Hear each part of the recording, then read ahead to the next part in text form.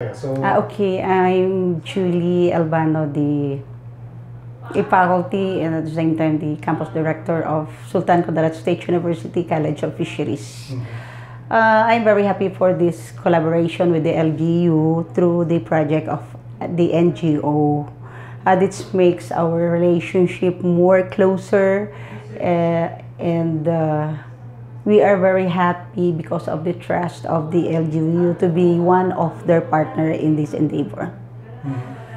Ano ho yung nakikita niyong magiging relationship ngayon between the research of the academe with the planning and monitoring of the LGU?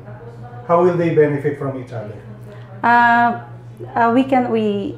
We can extend them technical expertise, and in place of this, LGU also helps our students because we are now collaborating in terms of student scholarship and student financial support to our poor but deserving students. So with this project, I think, and I'm sure, it is a help in students' knowledge or enhanced knowledge on research activities since SKSU functions in research, extension, production, and of course, instruction.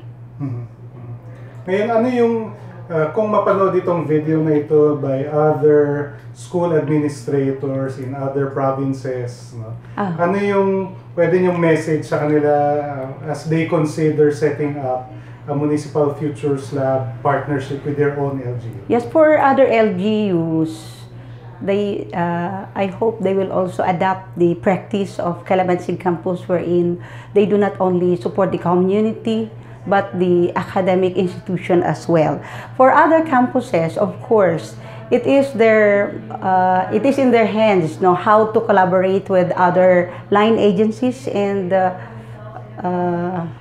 neighborhood communities for them to easily transfer mature technology and of course yung mga matured research for information and dissemination to the community.